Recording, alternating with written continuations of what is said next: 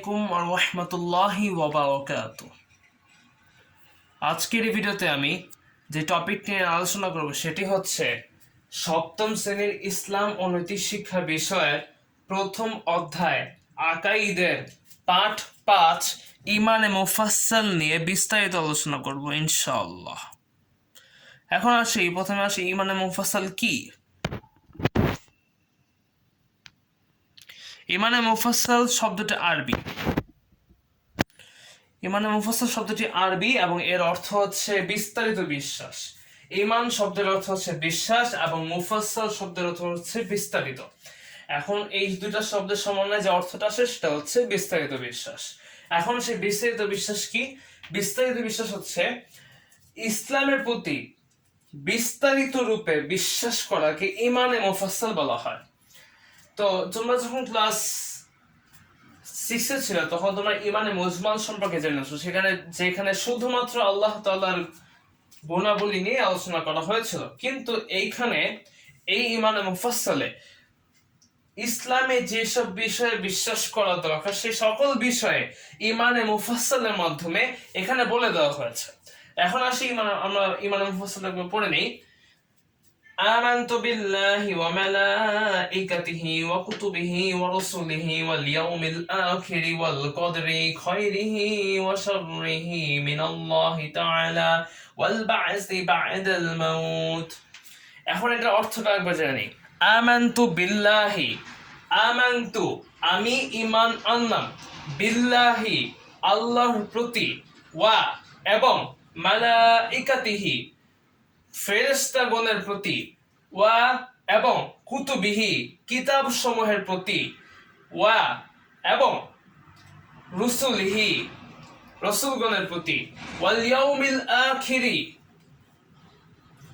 এবং আখিরাত সমূহের প্রতি, ওয়াল কদরি খায়রিহি ওয়া শাররিহি মিনাল্লাহি তাআলা, ওয়াল কদরি তাকদীরের প্রতি, খায়রিহি ওয়া শাররিহি মিনাল্লাহি তাআলা যার ভালো মন্দ আল্লাহ তাআলার পক্ষ থেকে নির্ধারিত হয়।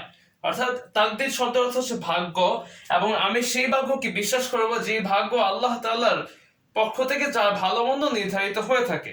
এটাকে আমাকে বিশ্বাস করতে হবে যে আল্লাহ তাআলা আমাদের ভাগ্য নির্ধারণ করে। ওয়াল বা'সি বা'দাল মাউত এবং মৃত্যুর পর পুনরুত্থানের প্রতি, অর্থাৎ মৃত্যুর পর পুনরায় জীবিত হওয়ার প্রতি কি আমাকে বিশ্বাস করতে হবে। এখন প্রথমে আসি আমানতু বিল্লাহি, প্রথমে ঈমান আনলাম আল্লাহর প্রতি। এখন আল্লাহ তাআলা আমাদের রব, তিনি আমাদের সৃষ্টিকর্তা, তিনি সারা বিশ্বের লালন পালন কর্তা এবং তিনি আমাদেরকে সৃষ্টি করেছেন তার ইবাদতের জন্য। এই কথাটাকে আমাদেরকে অবশ্যই বিশ্বাস করতে হবে এবং পরবর্তীতে আমাদের মৃত্যুর পর কিন্তু আমাদের দুনিয়ার কাজের সকল কাজকর্মের হিসাব কিন্তু আল্লাহ তাআলার কাছে আমাদেরকে দিতে হবে। এই কথাটা আমাদেরকে বিশ্বাস করতে হবে এবং সেই অনুযায়ী আমাদেরকে কাজ করতে হবে। অর্থাৎ আল্লাহ তাআলার সন্তুষ্টি লাভ করে যদি আমরা দুনিয়া থেকে শেষ নিঃশ্বাস ত্যাগ করতে পারি তাহলে আমরা আখিরাতে জান্নাত লাভ করবো, এবং যদি আল্লাহর অসন্তুষ্ট অবস্থায় আমরা মৃত্যুবরণ করি তাহলে আমরা পরকালে জাহান্নামের শাস্তি ভোগ করব। এটা হচ্ছে এটার মূল কথা। দেখা গেল আমানতু বিল্লাহি, যে আমি ঈমান আনলাম আল্লাহর প্রতি, যিনি আমার রব, যিনি আমাদের পালনকর্তা, রক্ষাকর্তা, রিজিকদাতা, বিচারপতি ইত্যাদি সবই আমাদেরকে বিশ্বাস করতে হবে যে আমাদের সকল কিছুর মালিক আল্লাহ তাআলা। ওয়া মালাইকাতিহি এবং ফেরেশতাগণের প্রতি। ফেরেশতাগণ আল্লাহ তাআলার এক বিশেষ সৃষ্টি, যারা হচ্ছে নূরের তৈরি। তারা একেবারে নিষ্পাপ এবং তারা বিভিন্ন কাজের জন্য আল্লাহ তাআলা বিভিন্ন ফেরেশতা সৃষ্টি করেছেন। যেমন কবরে প্রশ্ন করার জন্য, মৃত ব্যক্তিদের প্রশ্ন করার জন্য আল্লাহ তাআলা কয়েকজন ফেরেশতাকে নিয়োগ দিয়েছেন, এবং আমাদের সকল কাজকর্ম লেখা রাখার জন্য আলাদা আলাদা ফেরেশতাদের নিয়োগ দেওয়া হয়েছে। এবং আল্লাহ তাআলা বিশেষ সৃষ্টির মধ্যে প্রধান 4 জন ফেরেশতা, হযরত জিবরাইল আলাইহিস সালাম, হযরত মিকাঈল আলাইহিস সালাম, হযরত আযরাইল আলাইহিস সালাম এবং হযরত ইসরাফিল আলাইহিস সালাম, এই 4 জন প্রধান ফেরেশতা 4 জন ভিন্ন ভিন্ন কাজে নিয়োজিত। হযরত জিবরাইল আলাইহিস সালামের মূল কাজ ছিল নবী রাসূলগণের প্রতি ওহী নাজিল হলে সেটা ওহী বহন করে নিয়ে যাওয়া, এটা হচ্ছে জিবরাইল আলাইহিস সালামের কাজ ছিল। এবং হযরত মিকাঈল আলাইহিস সালামের কাজ হচ্ছে আবহাওয়া সংশ্লিষ্ট কাজ, অর্থাৎ এখানে যে আমাদের রোদ বৃষ্টি যা হোক, যে আবহাওয়ার বিষয়গুলো সেগুলো হযরত মিকাইল আলাইহিস সালামের মাধ্যমে আল্লাহ তাআলা সেগুলো সম্পন্ন করে থাকেন। এবং হযরত আজরাইল আলাইহিস সালাম তিনি হচ্ছে আল্লাহর আদেশে মানুষের প্রত্যেকটা প্রাণীর বা প্রত্যেকটা জীবের জান কবজ করে থাকে।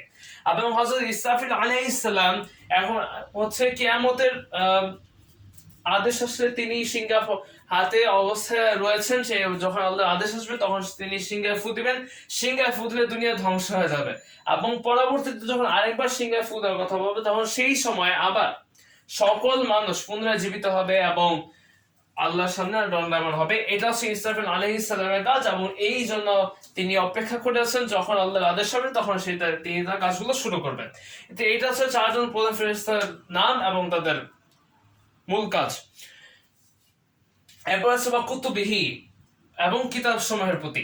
এখন আল্লাহ তাআলা মানব জাতি হেদায়েতের জন্য যখন মানুষ জাতি আল্লাহ তাআলাকে ভুলে গিয়েছিল তখন সেই ক্ষেত্রে আল্লাহ তাআলাকে আদেশ সম্পর্কে মনে করিয়ে দেওয়ার জন্য আল্লাহ তাআলা মানুষের প্রতি অনেকগুলো কিতাব নাযিল করেছেন। অর্থাৎ মানুষের প্রতি আল্লাহ তাআলা টোটাল 104 খানা কিতাব নাযিল করেছিলেন, যার মধ্যে 4 খানা ছিল বড় এবং 100 খানা ছিল ছোট।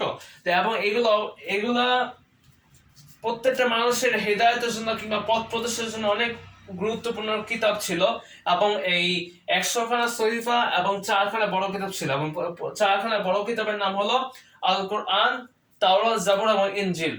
এখন এই যে বিষয়গুলা এখানে আমাদের যে তাওরাত, জাবুর, ইনজিল এবং কোরআন এগুলো কিন্তু আমাদেরকে ইসলামের পথে ধাবিত করার জন্য আমাদেরকে পথ প্রদর্শক হিসেবে কাজ করছে। অর্থাৎ আমাদেরকে এই লেখাগুলো বুঝে আমাদেরকে ইসলামের প্রতি আহ্বান জানানো হয়েছে যাতে আমরা আল্লাহ তাআলার ইবাদত করি এবং পরকালে আজীবন শান্তি জান্নাত লাভ করি।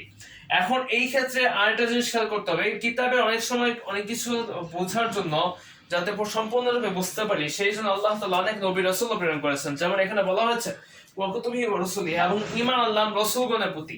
অর্থাৎ রাসূল হচ্ছে বার্তাবাহক, যিনি যার আল্লাহ তাআলা আমাদের হেদায়েতের জন্য পৃথিবীতে অসংখ্য নবী রাসূল প্রেরণ করেছিলেন। এবং রাসূলগণ হচ্ছে তারা যাদের প্রতি আসমানি কিতাব নাযিল হয়েছে। এখন তাদের মাধ্যমে কিন্তু আমাদের কাছে কিতাবগুলো এসেছে, যার কারণে আমরা পথগুলো পেয়েছি। এবং নবী রাসূলগণের দায়িত্ব ছিল সেই পথে প্রত্যেকটা বান্দাদিকে নিয়ে যাওয়া। অর্থাৎ আল্লাহ তাআলা কিতাব দেওয়ার পরেও প্রত্যেকটা মানুষকে ইসলামের দিকে ধাবিত করার জন্য আলাদা আলাদা নবী রাসূল প্রেরণ করেছিলেন। এখন নবী রাসূলের মধ্যে পার্থক্যটা কোন জায়গায় এখানে আরেকটু বলে দেই। নবী রাসূল হচ্ছে পার্থক্যটা এরকম, নবী হচ্ছে যারা নবুয়তের দায়িত্ব পালন করেছে এবং রাসূলগণ হচ্ছে যারা রিসালাতের দায়িত্ব পালন করেছে। এদিক থেকে সকল রাসূলই নবী ছিলেন কিন্তু সকল নবী রাসূল ছিলেন না। অর্থাৎ এইখানে আমি বলতে চাচ্ছি যে আল্লাহ তাআলার পথ প্রদর্শনের জন্য যে সকল মানুষদেরকে নিয়োগ করেছেন তারা সকলে হচ্ছে নবী এবং রাসূল। এবং এটা আমাদেরকে অবশ্যই বিশ্বাস করতে হবে, না হলে আমরা পরিপূর্ণ মুসলিম হতে পারবো না। এবং একইভাবে কিতাব সমূহের প্রতি এবং ফেরেশতাগণের প্রতি এবং আল্লাহ তাআলার প্রতি আমাদেরকে সম্পূর্ণরূপে বিশ্বাস করতে হবে, অন্যথায় আমরা সম্পূর্ণ মুসলিম হতে পারবো না।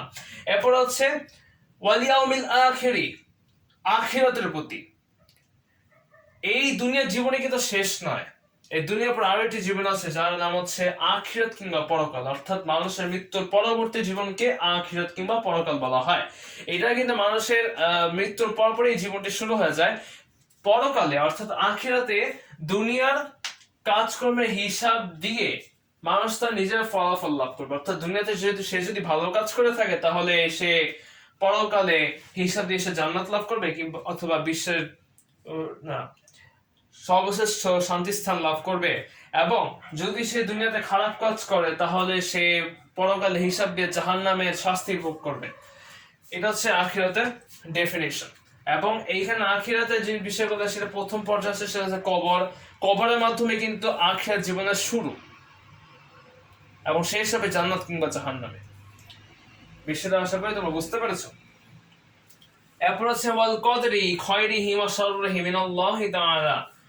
এখন ওয়াল কদরি অর্থাৎ তাকদীরের প্রতি আমাদেরকে বিশ্বাস রাখতে হবে, যার ভালো মন্দ আল্লাহ তাআলার পক্ষ থেকে নির্ধারিত হয়। অর্থাৎ এমন তাকদীরকে বিশ্বাস করা যাবে না যা কোনো মানুষ কিংবা কোনো গণক কিংবা কোনো বস্তুর উপর ডিপেন্ড করে আমাদেরকে ভাগ্য এটা হবে ওইটা হবে। কোনো বস্তুর কিংবা মানুষের উপর আমাদের ভাগ্য নির্ধারণ করা হয়ে থাকে না, কিংবা কোনো মানুষের এবং কোনো বস্তুর উপর ভিত্তি করে আমাদের ভাগ্যকে বিশ্বাস করা যাবে না। অর্থাৎ আল্লাহ তাআলাই আমাদের ভাগ্য নির্ণয় করে, আমাদের ভাগ্য পরিবর্তন করে, এবং আমাদের ভাগ্য তিনি নিয়ন্ত্রণ করে। এখন এখন একটা জিনিস খেয়াল করে, অনেকেই দেখবে যে যারা বিভিন্ন পীর মাজারে যায়, কিংবা অনেকে দেখবে যে বিভিন্ন পূজা করে, কিংবা অনেক ধরনের অনেকে ভাগ্য নির্ণয়ের জন্য তীর, ধনুক ইত্যাদি খেলাধুলা খেলে, যা হচ্ছে শিরকের অন্তর্ভুক্ত। এগুলো কোনো প্রকারই কোনো ক্ষেত্রে কোনো কাজে আসে না। আমাদের তকদির কিংবা ভাগ্যের মালিক একমাত্র আল্লাহ তাআলা, অর্থাৎ তিনি আমাদের ভাগ্য নিয়ন্ত্রণ করে থাকে। এছাড়া অন্য কারো ক্ষমতা নেই আমাদের ভাগ্য নির্ধারণ করার। তো আমাদেরকে এটা বিশ্বাস করতে হবে যে আল্লাহ তাআলা আমাদের তকদিরের কিংবা ভাগ্যের মালিক, এবং তিনি আমাদের তকদিরে বা কিংবা ভাগ্যে ভালো মন্দ নির্ণয় করে থাকে। এরপর হচ্ছে ওয়াল বা'সি বা'দাল মাউত, যার অর্থ হচ্ছে মৃত্যুর পর পুনরুত্থানের প্রতি। মৃত্যুর পর পুনরুত্থান বলতে মৃত্যুর পর আবার জীবিত হওয়াকে বোঝানো হচ্ছে, যেমন যেটা হচ্ছে আখিরাতে আরো একটি পর্যায়। মৃত্যুর পর যখন ইসরাফিল আলাইহিস সালাম সিংহায় ফু দিবেন দ্বিতীয়বার, তখন কিন্তু সকল সৃষ্টি আবার জীবিত হবে। জীবিত হয়ে আল্লাহ তাআলার সামনে দণ্ডায়মান হবে। তখন আল্লাহ তাআলা প্রত্যেকটা মানুষের কাছ থেকে তার নিজের দুনিয়ার সকল কাজকর্মের হিসাব আল্লাহ তাআলা নেবেন।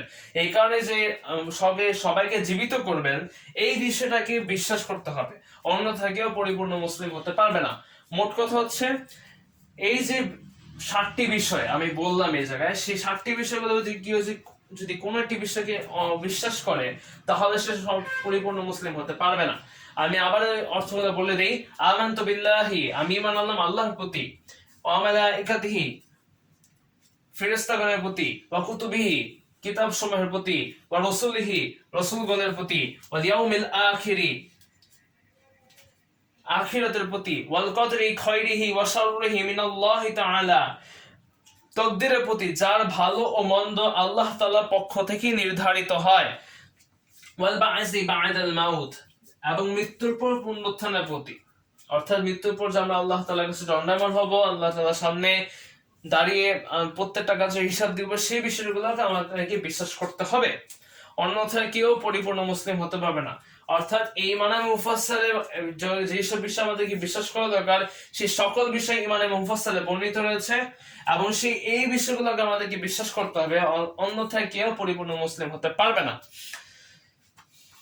তো এই ছিল আজকের টপিকের বিস্তারিত আলোচনা। যদি ভিডিওটি ভালো লেগে থাকে অবশ্যই লাইক দিবেন, শেয়ার করবেন, এবং আমার চ্যানেল সাবস্ক্রাইব করবেন।